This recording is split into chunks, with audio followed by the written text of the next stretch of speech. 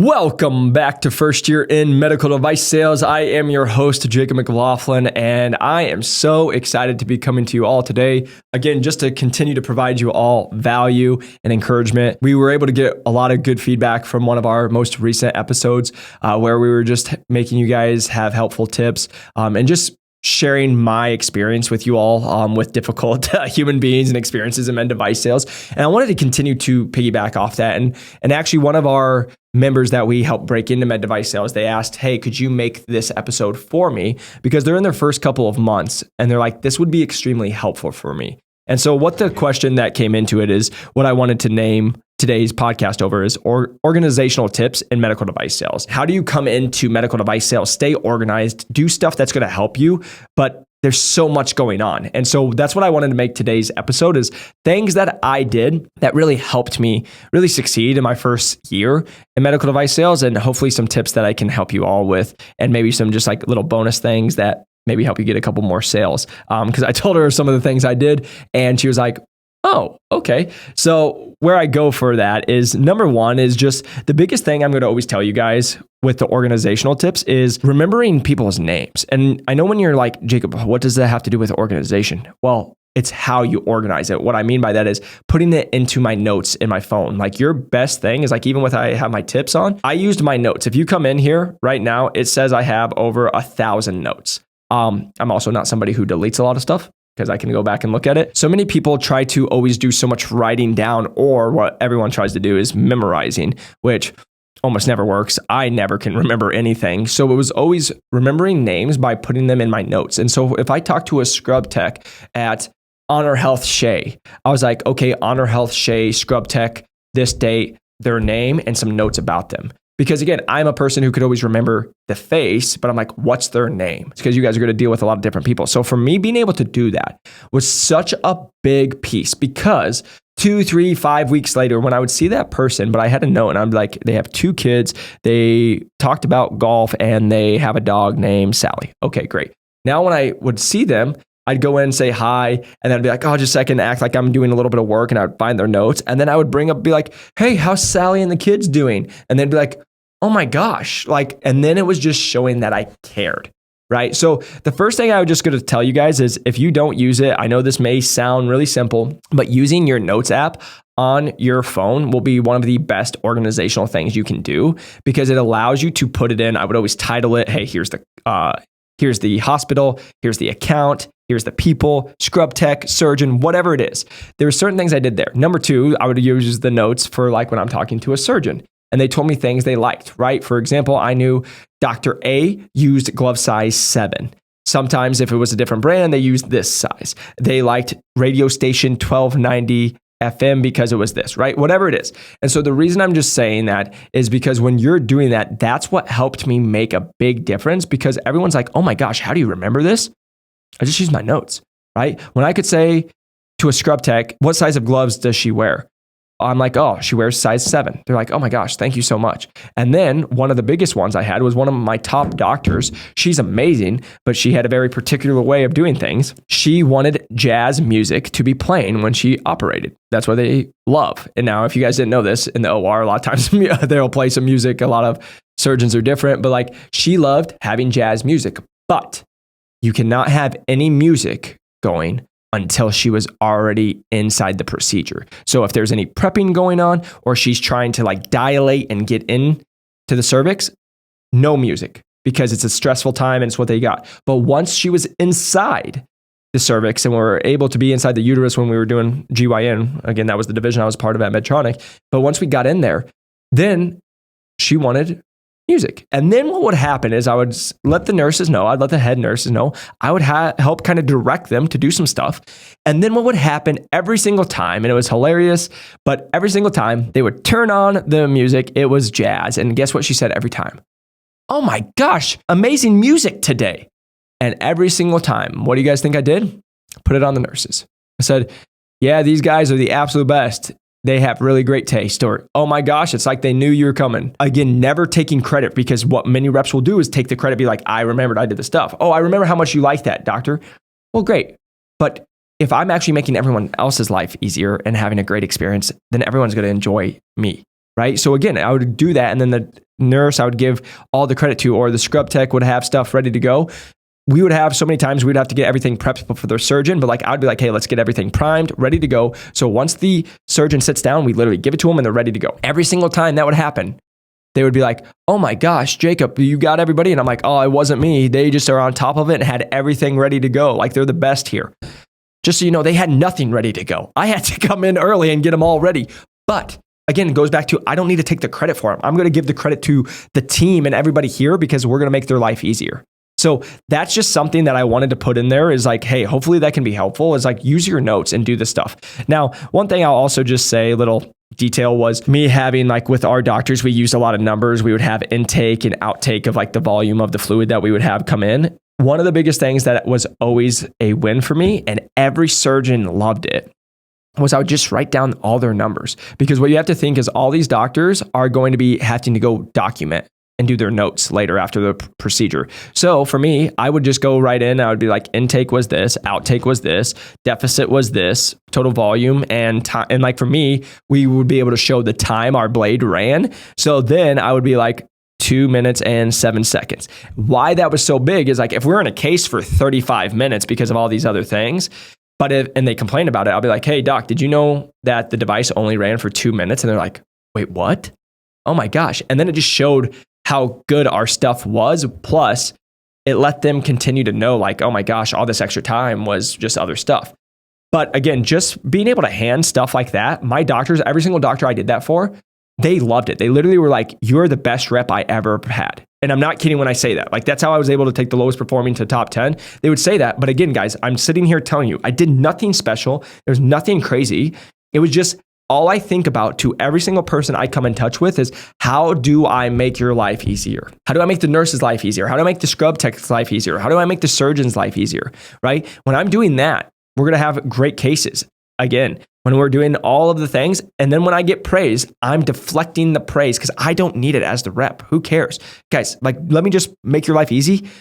Push the pride away. Stop taking all the, oh, you're amazing. Put it on other people. You're still going to get paid. You do an amazing job, you'll get the commission check, not them. But you don't need to get praise at all times. It was like, no, the nurse is amazing. The scrub tech, this team's amazing.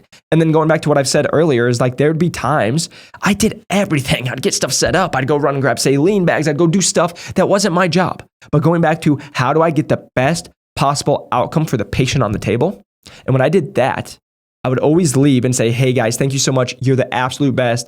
I'll see you next time. And my whole conversation to you on that is, I left them feeling well. I've left them with a warm feeling of like, this rep really is nice. Even though they know I did all the work and they didn't half the time, but they would just know. And then the best thing I've said this on the podcast before, but the best compliment I ever got was one time I left a binder, which I'm going to go into in a second, in the OR. I went back to grab it. And when I walked into nurse and scrub tech had their backs turned to me, but they were talking about good things about me. They were complimenting me. And it was like one of the coolest moments for me because I realized, hey, this is what truly matters. Because if you guys haven't been in this case, we've all most likely been in cases where another rep was there and then the nurse, the scrub tech, the surgeon are talking bad about that rep. And you never want that to be you. It's always, how can I be helpful? So number one is like remembering names, but if you can use your notes on your phone, it will be one of the biggest hacks to your life. Because again, also, if you put the account or date or whatever, you can literally go search it and you can find it really quick. So that's number one. Number two, this is just a little helpful tip for you guys.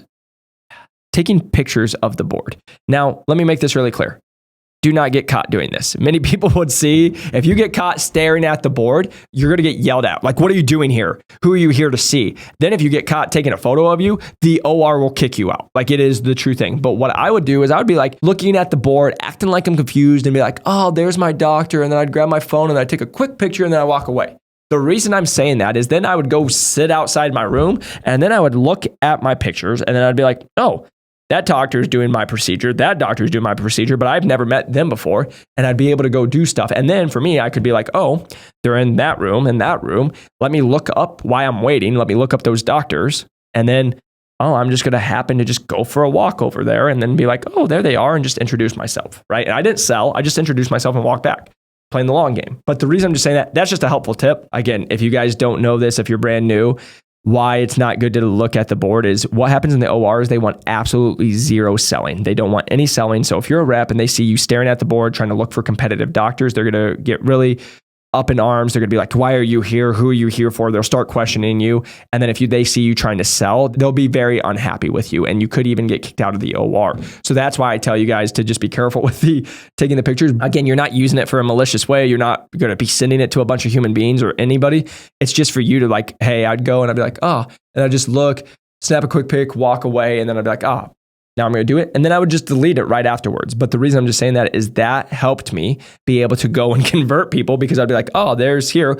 And then just to give you a little pro tip is like, if I saw that doctor was a competitive doctor and they were here and I saw they had a case at 11 a.m., now I can go to their office and I can go cold call the office because I know they were there and say, hey, I know doctor was at Shea today at 11 a.m. doing a case and had a conversation, right? Like if I introduce myself, then I can be like, oh, I had a conversation with them and they asked me to come and schedule a lunch, right? I'd always asked if I could like come and just talk to them and maybe come and introduce myself to them when they're not in the OR, because I wanted them to focus on their surgery. But even if I just didn't even meet them, I literally could be like, oh, I'm just going to go to the office anyway. Saw that they're doing my case, their competitive doc that I don't have right now.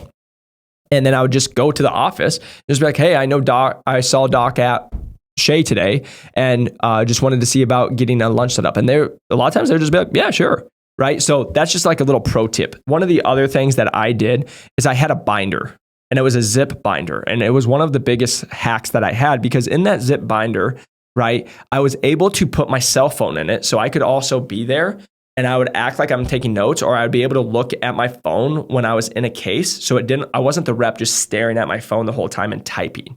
Right? I wanted to show that I was engaged. I would be able to look, but I would have it covered up. Number two, it also had a notepad in it, so I could take notes. But why the binder was such a cheat code for me is you could have extra PO sheets in there. So if anybody needed stuff, I could just write a PO up right away. Number two, I would bring my articles that I needed with me. So if I ever did meet a doctor that was a competitive doctor, like I just mentioned, or saw a doc that's saying, hey, why do we do this? I actually have an article, so I'm already prepared for them. They're like, oh my gosh, you have everything. I just keep it in that binder. And then lastly, I would also sell disposables. And so sometimes we had like little nipples that would go into the back of our devices and that they would just like pull out. And a lot of times it wouldn't work without it, but they would, the scrub techs would sometimes like go, and if it drops on the floor, now it's going to be squirting saline everywhere. So we had to have it. So I would just bring extra ones with me at all times, just in case. And then I could always do a scrub PO if I needed to. But again, just had it in there. So if anything went wrong, hey, no worries. We got it all figured out. I had extra with me just in case. And again, those are things that were not sterile, but in the case they were sterile, so you could bring them from the external outdoor. So you guys see that for the sterile field. But the reason I'm just saying that, it was another just easy way to keep our life simple. But being able to have that binder, I was able to put so much stuff in it that, like, again, if it was business cards, it was like articles, it was literally research, if it was able to be extra scrub POs, if it was just extra product that I could put in that was small enough, in that little zip binder, I could put my phone in there. A lot of times I just put my phone in and zip it. The reason I'm telling you that is, again, it was such a cheat code because I had everything all at once and I really didn't have to worry about bringing a lot of stuff in when I was the rep going. And especially if you're like myself, I was traveling to a bunch of different hospitals time and time again in a day, right? Different accounts. So now I just have my binder. My binder has everything I need, or the majority of what I need. And then everything else is in my car and trunk stock. We're good. Just having a binder, that will help you. And you can also take notes while you're in it. Again, if you don't want to do just on your phone, you can also like have handwritten notes. Or again, if they didn't have the card or I couldn't get anything, I always had a couple extra pens in there, because how many times has someone been like, do you have a pen? And then you give it to them and they're like, oh my gosh, thank you. Right? So just having some of these things will help you. One of the things I always tell people is emails for follow-ups. And one thing I was having the talk with that member that I've worked with is, again, just remember, guys, as you follow up on literally everything. Why do we do that? Is because you have to protect yourself.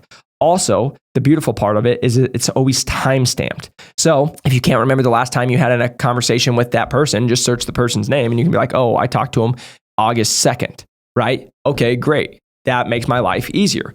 But then you guys can also go see your conversation, then also just always protecting yourself, because people will not remember what you did for them last week. They'll remember it the day of, if you had to help them, save them, do whatever. But the next week, they already forgot about you. When you guys are going through this process, is that's why it's so important to document everything, because again, there can be things that come up from 3 months, 6 months, 9 months, or a week ago, and they'll be like, oh, I don't know about this. Or even when it comes to getting a deal done, you can be like, oh, I emailed you. And they're like, no, you didn't. And then when you can show them, they'll be like, oh, I guess you did, right? Because they're always going to say you haven't done certain things. But when I say emails for follow-ups, that means like I went and saw the materials manager that I have created a relationship in. When I left, I would be like, hey, it was great meeting with you. It was great seeing you.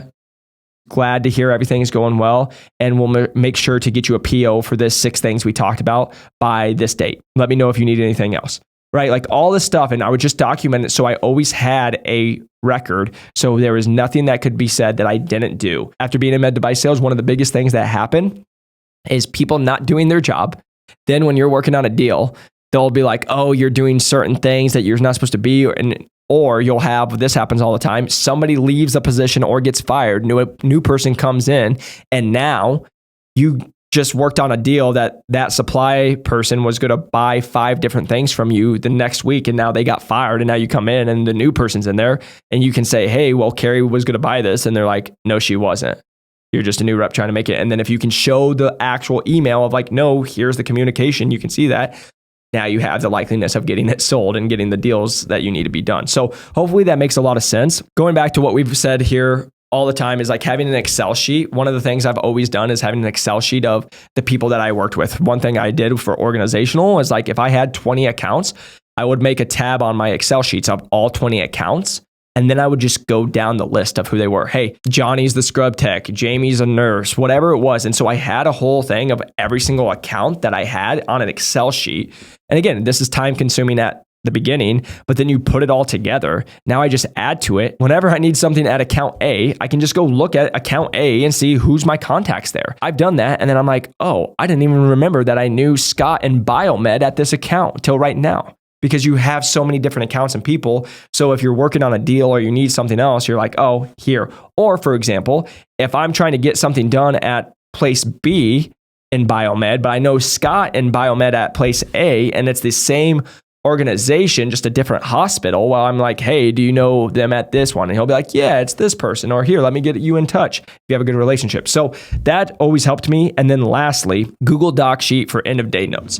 So one of the things I really like to do, especially my first year, again, guys, this is always time consuming, but I would do an end of day or EOD, and I would actually just do a summary, because I would be able to be like, hey, September 27th, I did ABC. I visited these accounts. I met with this person and I cold called 3 places and was able to set up a lunch here. It seems time consuming, but then I was able to go back and then like when you have those slow days, right? This is one thing I was talking to our members. When you have those slow days and nothing's happening, no cases on the books, you don't want to just sit and twiddle your thumbs. It's like, okay, I'm going to go through my end of days and I'm going to go through my emails from the last 6 months, 12 months, whatever it is, and be like, who did I have a talk with that I haven't followed up with since then?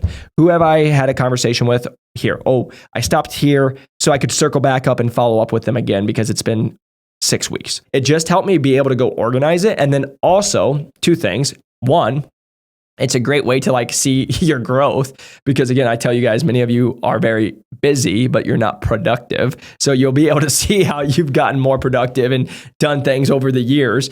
That's number 1. But number 2, it's just a cheat code for you to go back and be like, what did I do this week? What did I do this day? What has led to me to have success? Because again, if you look at what you've done, sales is just a reflection of what you've done in the last 3 months, 6 months, 9 months, whatever it is, right? It's never you did a great today and you see it today. It's your territory is going to change in 3 months from now because you're right now doing the same or doing the right things. Again, that's why you are able to go look back at that. But also when you have slower days, you can go back, look at accounts, you can look at people you cold called. Because again, guys, you are talking to hundreds of human beings all the time and you can't remember every single person. So being able to just to document it, track it, that's what I would do. On their slow days when I was at Medtronic or Innovis, I'm like, man, don't have a lot of going on. A lot of deals are not going anywhere, or hey, it's just a slow time right now. It is my job as the rep to make it happen, right? Well, how do I go make it happen? Well, let me go reflect and let me go look at the last 3 weeks, 3 months, 6 months.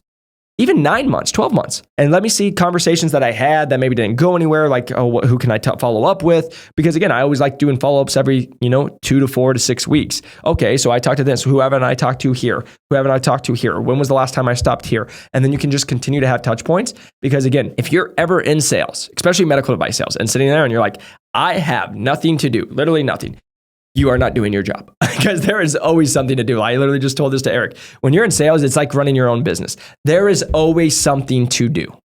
The only conversation that we have is, where's the juice worth the squeeze, and what do you need to be doing? Because here's the thing I'll say. If you get to the point where you're like, hey, I'm crushing quota, we're hitting it, we only have a couple weeks left, maybe it's the time to slow down a little bit. But if you're somebody who's like, I'm not hitting quota, I barely am making ends meet, whatever it is, well, there's stuff you can definitely be doing. People you could definitely be following up with it. It's just you're not organized and you don't know where to go, and you're like just trying to shoot from the hip instead of being like, for me, every single night, I would actually, like especially when I was hunting and I was taking over the brand new territory and it was by myself, or even when at Innovis, it was never like, I'm going to shoot from the hip and see what happens today. I always pre-planned my day the night before.